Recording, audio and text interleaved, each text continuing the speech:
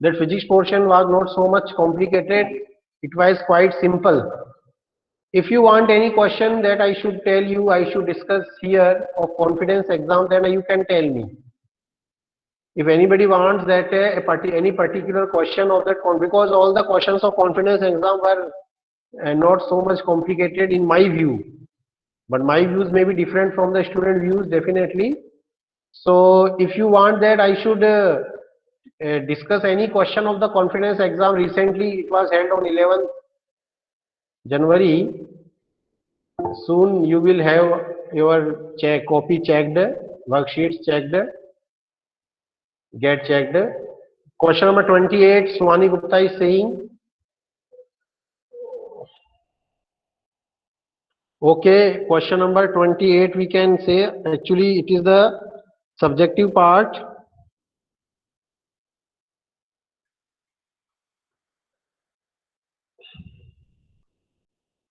सो subjective part, अभी objective part का paper मेरे पास नहीं है. Okay okay. Question number 28.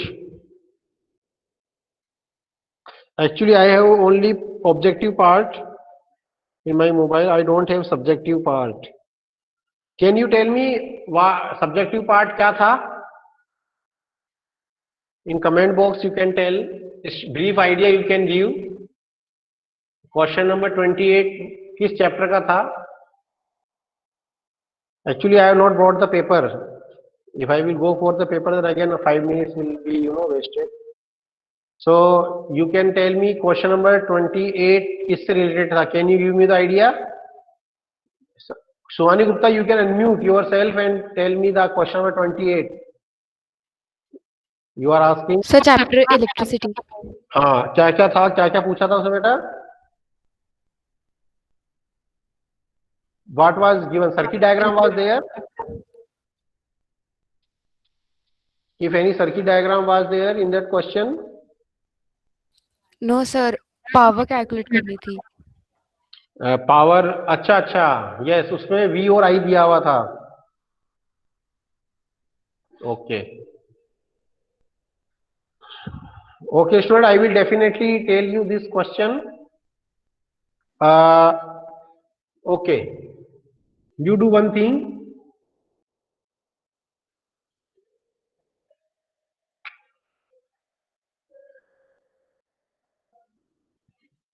Okay, I will tell you this question soon.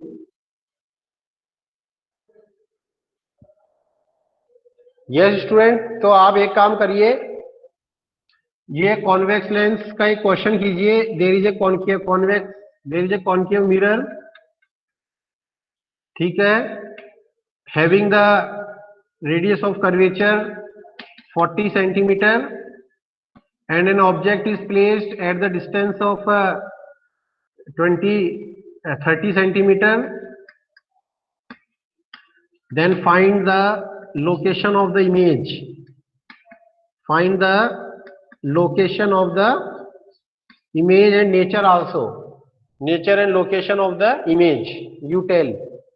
A concave mirror is there having the radius of curvature 40 centimeter. Okay, you do this question. जब तक हम आपको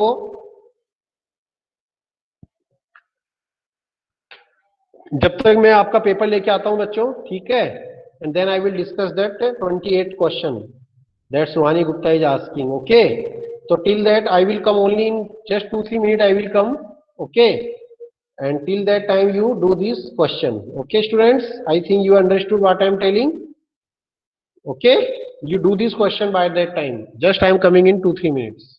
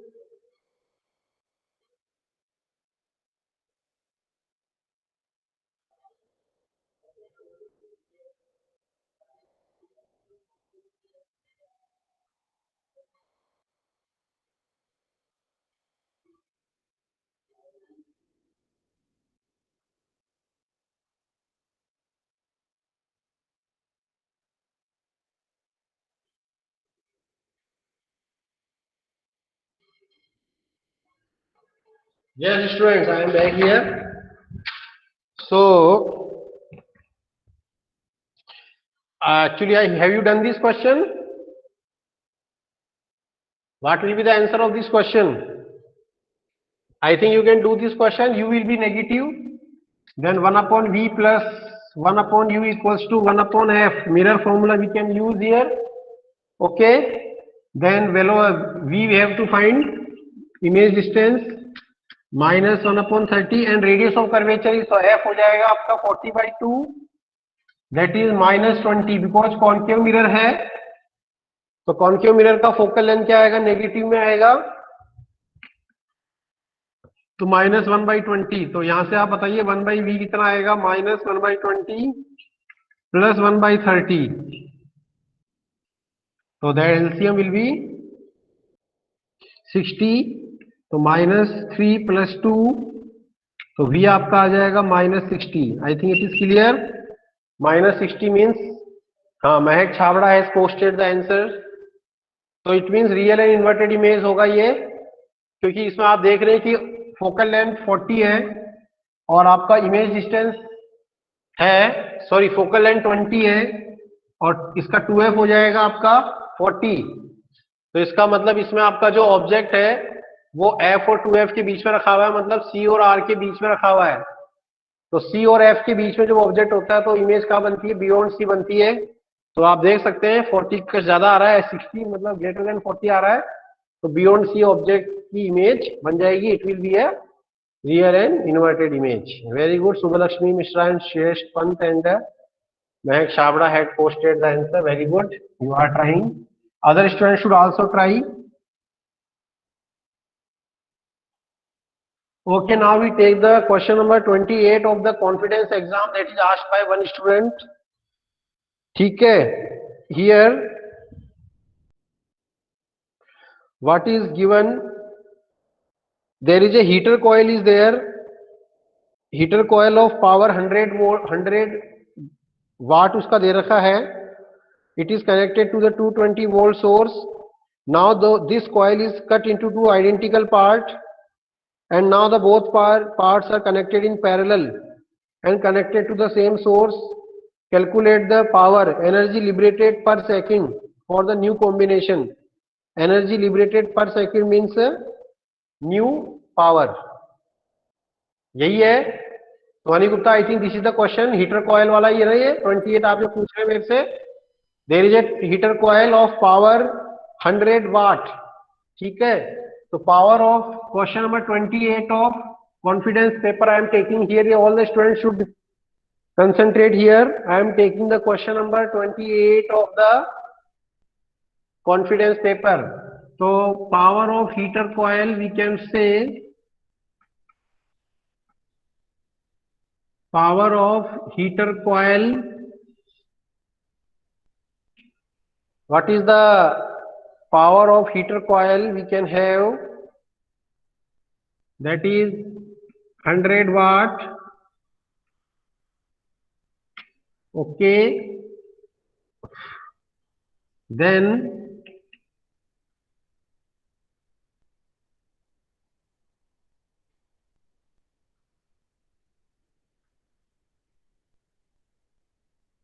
it is connected to the 200 volt source,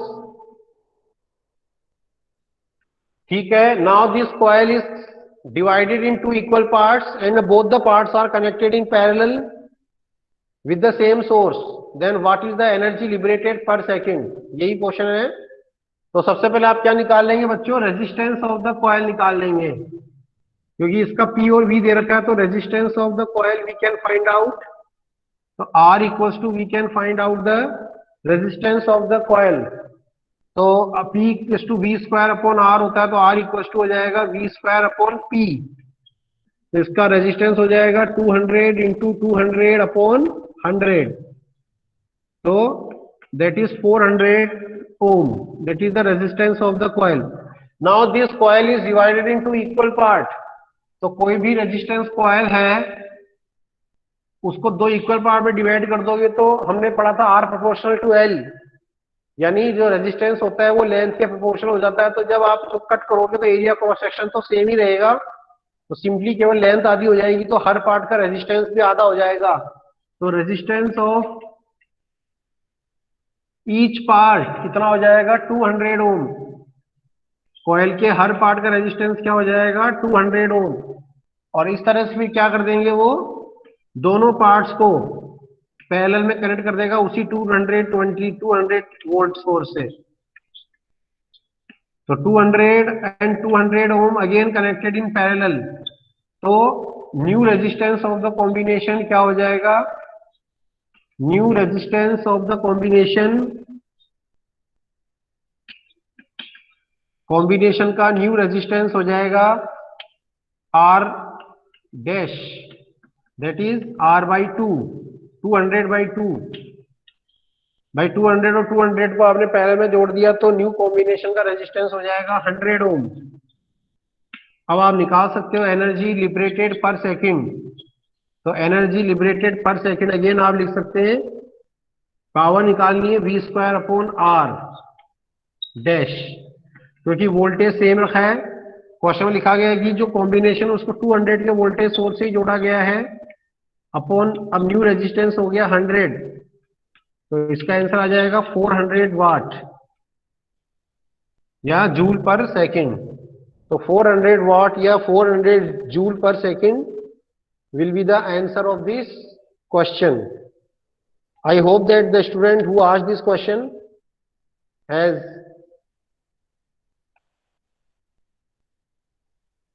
understood this question. Any doubt in this question you can ask me. So this is the question number 28 of the confidence paper. Swani Gupta is saying it is clear. Okay, other student also see, सभी students के लिए important है, not only for one student.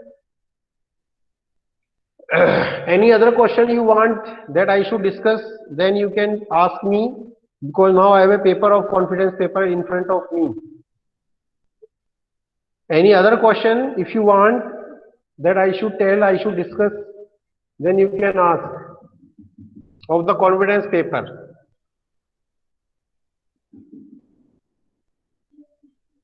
No doubt.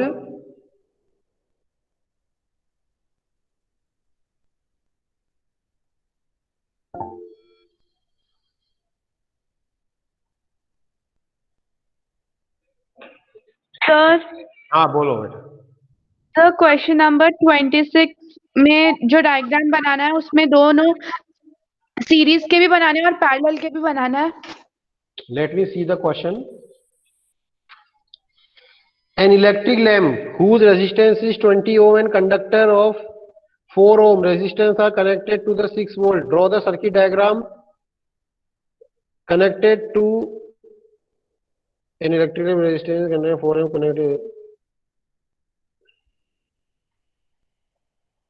connected to the circuit. Draw the circuit diagram. Calculate the total resistance.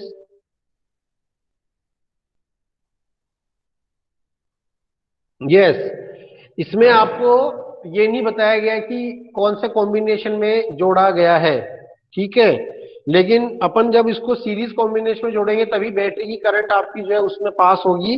तो इसमें यदि आपको ये नहीं बोला गया था कि सीरीज में कनेक्ट करना है या पैरेलल में कनेक्ट करना है, तो किसी भी कॉम्बिनेशन में आप जो जोड़ के दिखा देंगे तो आपको मार्क्स दे दिए जाएंगे, बिकॉज इसमें क्वेश्चन में मेंशन नहीं किया गया है कि whether it is should be connected in series combination or whether it should be connected in parallel combination. Okay, तो यहाँ पे दो पॉसिबिलिटी हो सकती है कि 20 ओम का जो लैंप है और 4 ओम का जो कंडक्टर है वो 6 वोल्ट की बैटरी के साथ सीरीज में भी जुड़ सकते हैं और पैरेलल में भी जुड़ सकते हैं।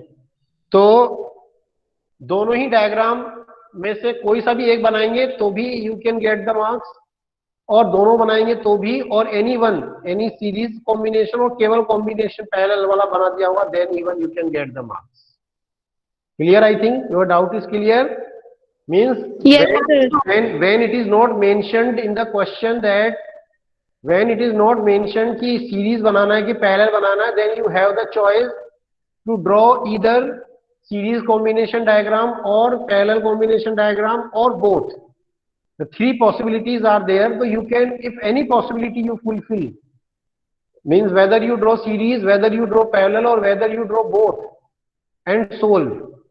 Not only draw the diagram, after all you have to solve that question. हाँ, एक बात ध्यान रखना है कि यदि पैरेलल कॉम्बिनेशन का डायग्राम बना रहे हो तो फिर कैलकुलेशन पैरेलल वाली ही करनी है, मतलब नेट रेजिस्टेंस फिर आपका जो है वो 1/R1 प्लस 1/R2 वाले से निकलेगा, और करंट भी आपको उसी हिसाब से निकालनी है। और यदि आप सीरीज कॉम्बिनेशन डायग्राम बना रहे हैं तो फिर रेजिस्टेंस का फॉर्मूला बदल जाएगा उसी हिसाब से। तो ठीक है ना, तो you can get the marks of any diagram, okay, there is no problem in that.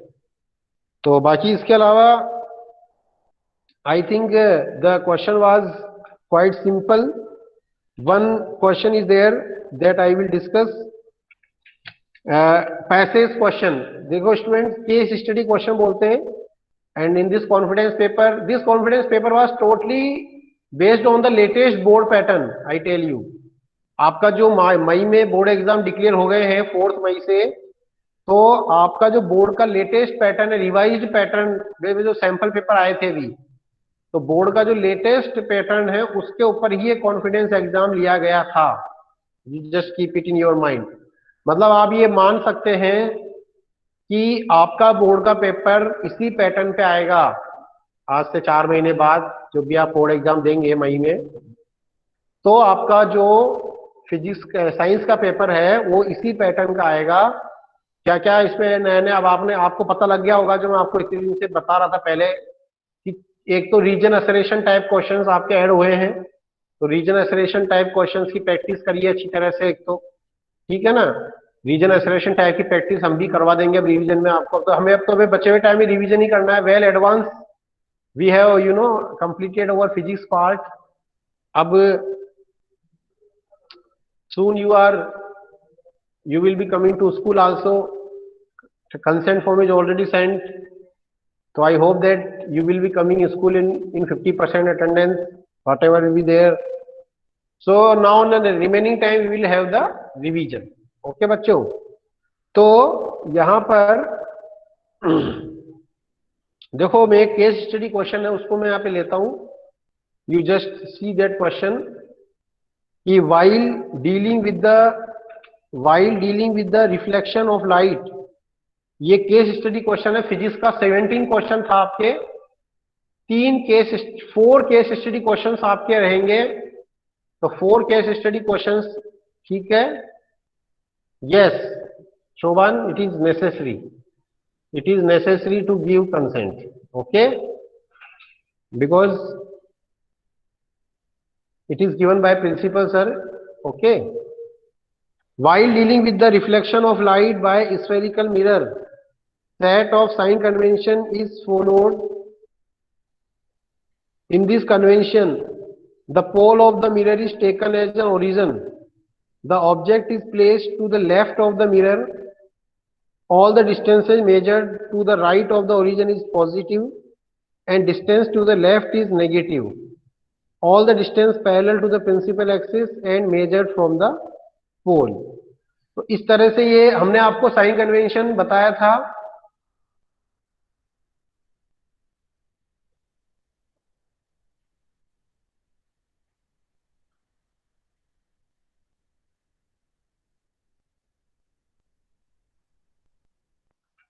तो that I am telling you कि concave mirror is there. Question number 17, that is the case study question I am telling.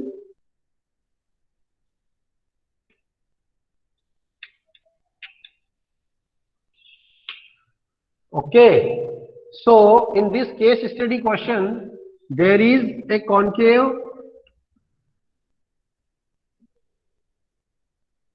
mirror and diagram is already given in your question paper। वो same diagram वही है कि उसने mirror को थोड़ा इस तरह से बना दिया है, कोई बात नहीं, वो लेफ्ट राइट का चक्कर है थोड़ा। यदि अपन क्वेश्चन पेपर का डायग्राम देखें तो वो इस तरह से बना हुआ दिखेगा आपको, है वो कॉन्केव मिरर ही, और object is placed at the light left. ये आपका पोल हो गया, ये आपकी इंसिडेंट रे की डायरेक्शन हो गई, और वही बातें हैं जो सारी मैंने बताई थी। In the direction of incident ray if you go then the distances are positive, if we go opposite to the direction of incident ray, then the distances are negative. All the distances are measured parallel to the principal axis and initial point is pole. All the distances are measured from the pole. ठीक है, ये सारी बातें हमने discuss करी थी chapter में. अब ये केस स्टडी क्वेश्चन को समझने के लिए आपको पहले तो पूरा पैराग्राफ या पूरा जो पैसेज है उसको बहुत ध्यान से स्टडी करना होता है. ठीक है, और ये जो क्वेश्चंस आपके इसी बार इंट्रोड्यूस किए गए हैं, तो you have to very careful while doing this such type of question. अब इसके बाद क्या होता है कि उस पैसेज पर बेस्ड कुछ क्वेश्चंस आपसे पूछे जाएंगे, जैसे कि कुछ 5 क्वेश्चंस है और out of 5 any 4 you can answer. मतलब इसमें भी आपको एक चॉइस दे दी गई है कि भाई एनी 5 में से एनी 4 यू कैन आंसर. कितना इजी अब की बार सीबीएसई ने आपके लिए कर दिया है. इस बार मार्क्स लाना देखो कितना आसान हो गया है सीबीएसई में. You can feel yourself also. Syllabus is reduced and the lot of choices are given, है ना, variety of the choices are given to you, so you can prepare very well and you can get very good marks. Okay, a golden opportunity for you to get highest marks in your various subjects this year.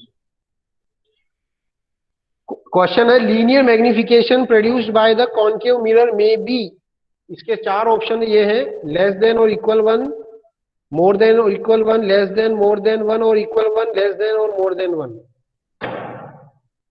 मतलब कि less than हो सकता है, equal. बहुत अच्छा question है. Magnification by concave mirror.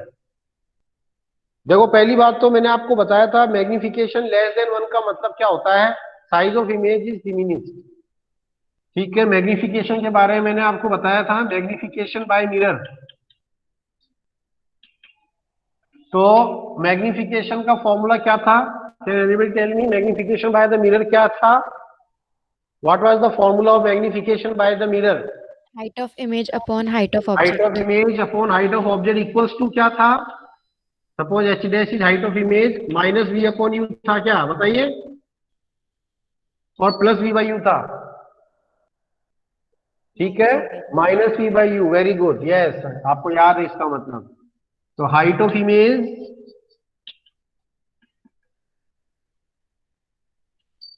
upon height of object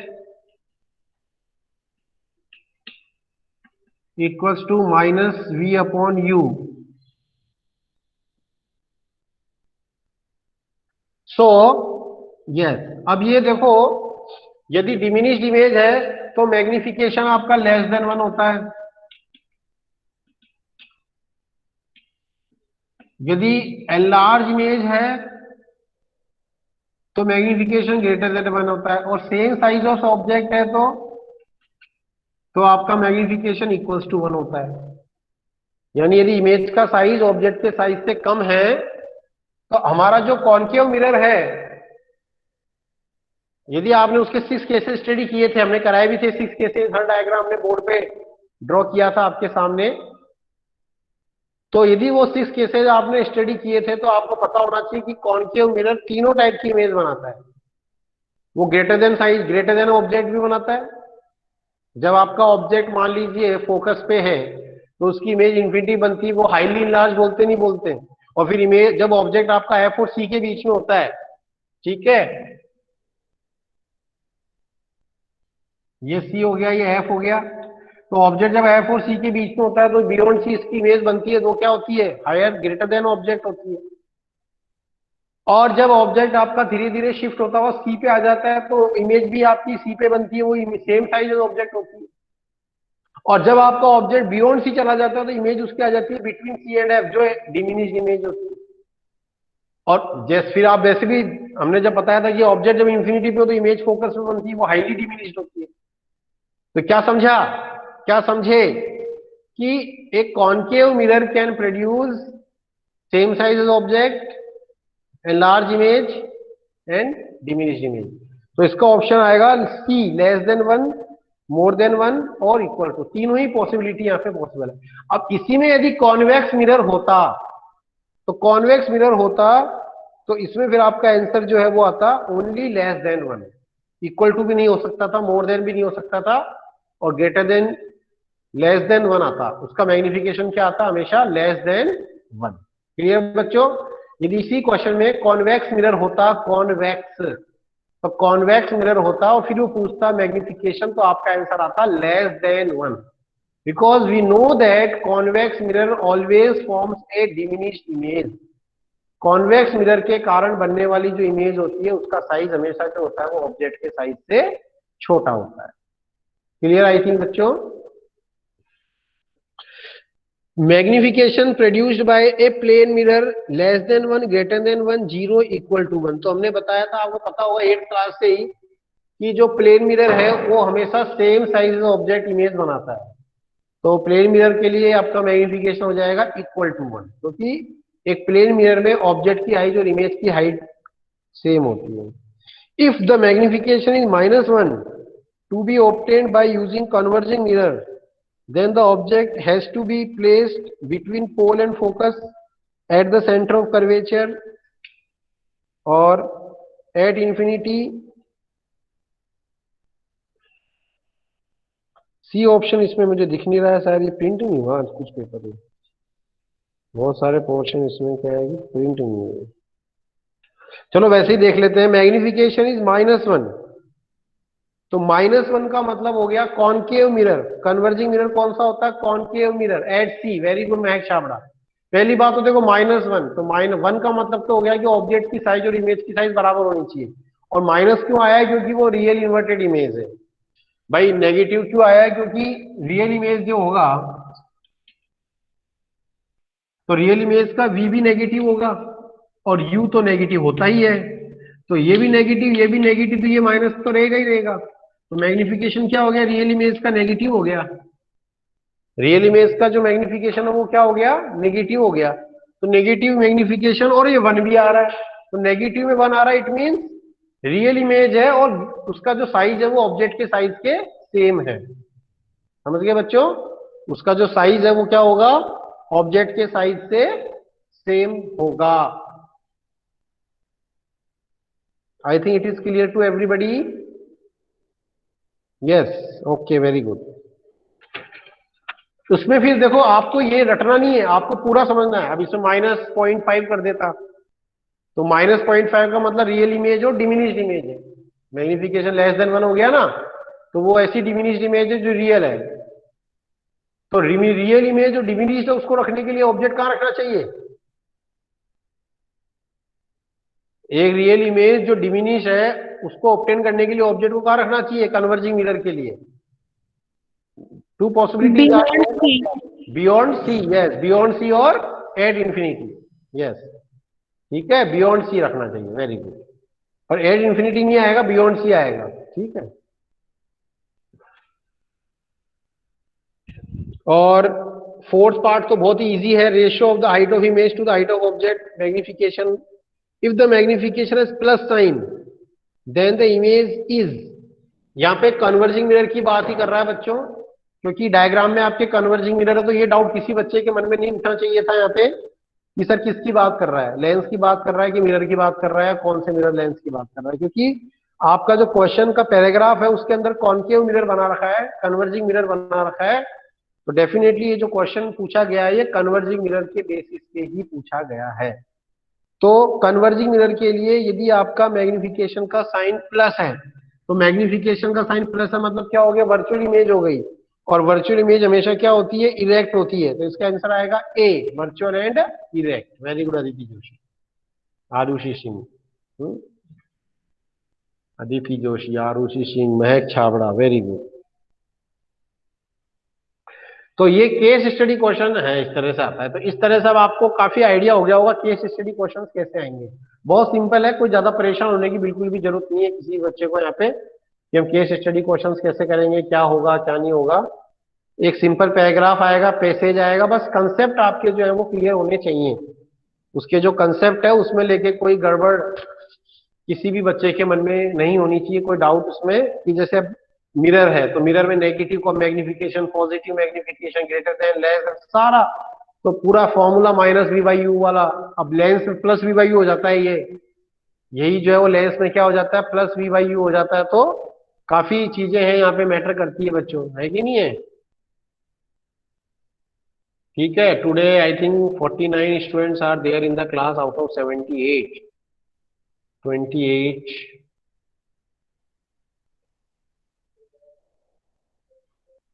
Okay, I take the snapshot for your attendance purpose, and now we will, put the name of absentee also.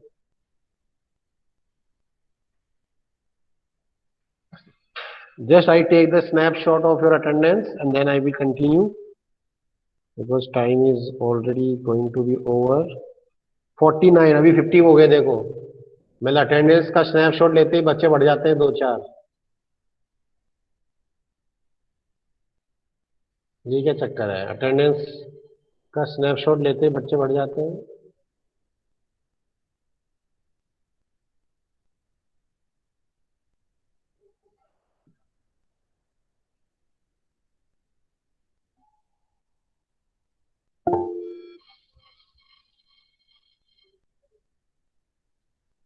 Late me take again.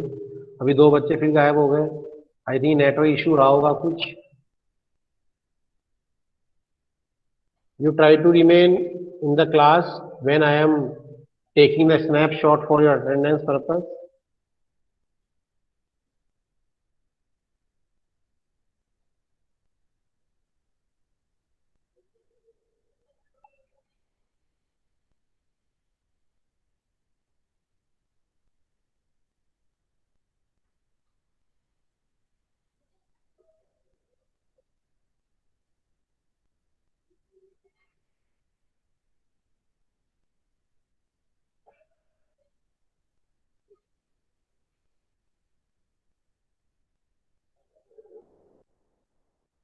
Okay, so now attendance work is over.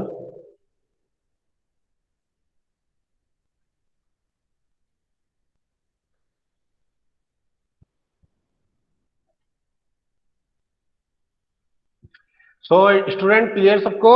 ये है। Now we take some another thing.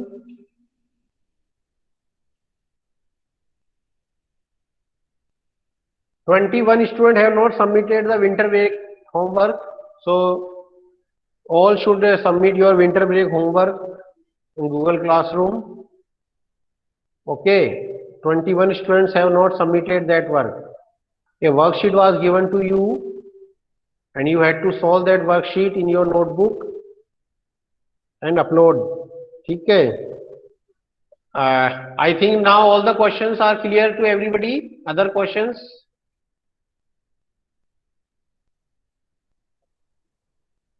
Yes, sir. If any question is there for confidence paper, you can ask me. Okay. So now what will be our planning now in the coming days? We will be having the, what we can say, revision class.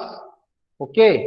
Means we will revise the topics again and again and strengthen our practice.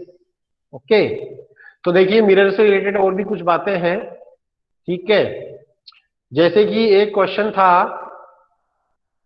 कि जो dentist जो होता है वो आपके दांतों में जो कुछ प्रॉब्लम होती है या कुछ गैप होता है या कीड़े वगैरह होते हैं, इंसेक्ट्स, उनको देखने के लिए कौन से टाइप का मिरर यूज करते हैं? इसका आंसर कौन बताएगा? जो डेंटिस्ट होते हैं वो कौन सा मिरर यूज करते हैं आपके? यस, आरुषि। अरे लेंस नहीं, मिरर आएगा पहले। तो देखो मिरर लिख रही है, बच्चा लेंस लिखा है। Concave mirror. ओके, तो कॉनकेव मिरर का यूज वो करते हैं क्योंकि वो क्योंकि वो लार्ज इमेज और रियल इमेज वहां पे बनती है उसके लिए। और व्हीकल वाला तो सबको क्लियर है ही। और जो सोलर कुकर का नाम सुना होगा आपने, जो सोलर कुकर का जो पैराबोलिक मिरर होता है वो कौन सा होता है? वो कॉनकेव मिरर होता है कि कॉन्वेक्स मिरर होता है? कॉन्वेक्स। सोलर कुकर का जो पैराबोलिक मिरर होता है वो कॉन्वेक्स मिरर होता है कि कॉनकेव मिरर होता है? Concave. Yes, convex is wrong answer. Solar cooker का जो पैराबोलिक मिरर होता है वो कॉनकेव मिरर होता है भैया, कॉन्वेक्स नहीं होता। ठीक है ना? Now all are writing concave. Yes, you should write. देखो सीधी सी बात है, सोलर कुकर का कंसेप्ट क्या है कि वो एक ग्लास का बॉक्स होता है इस तरह से, और इस तरह से एक पैराबोलिक मिरर होता है लार्ज। अब एक बात बताइए, लार्ज पैराबोलिक मिरर है, इसके ऊपर सनरेज आएगी पैराबोल, और वो सनरेज आके एक पॉइंट पे क्या होगी? फोकस होगी, और फोकस होके यहाँ पे टेम्परेचर राइज होगा, और वो टेम्परेचर राइज होगा तो वहां पे फिर आपका जो है फूड जो है वो कुक होगा यहाँ पे। तो कॉन्वेक्स तो डाइवर्स कर देगा रेस को, कॉन्वेक्स मिरर तो, ठीक है ना, because concave mirror converges the light rays. Yes, Arun Singh is saying right. तो इसीलिए सोलर कुकर में हमें रेस को कन्वर्स करना है एक पर्टिकुलर पॉइंट पे। जो हमारा कॉन्केव मिरर है, उस कॉन्केव मिरर में हमें मिरर जो हमारी रेज है, लाइट रेज है, उन लाइट रेज को एक पर्टिकुलर पॉइंट पे क्या करना है, कन्वर्ज करना है। तो कन्वर्ज करने के लिए we have to do this. Clear बच्चों?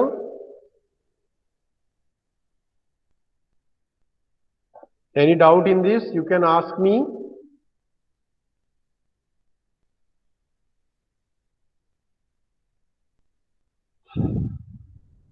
यस, तो ये सब छोटे मोटे क्वेश्चंस हैं जिनके आंसर्स आपको आने ही चाहिए, ठीक है। और उसके बाद फिर मिरर फॉर्मूला के क्वेश्चंस हैं, वो आपको आने चाहिए। तो बाकी प्रैक्टिस आप करते रहिए, ठीक है ना। बाकी प्रैक्टिस आप जब करते रहेंगे तो डेफिनेटली जो है हम आपको उसको आगे करवा देंगे, ठीक है। तो इसी के साथ हम आज की क्लास यहीं खत्म करते हैं बच्चों, ठीक है। Thank you very much.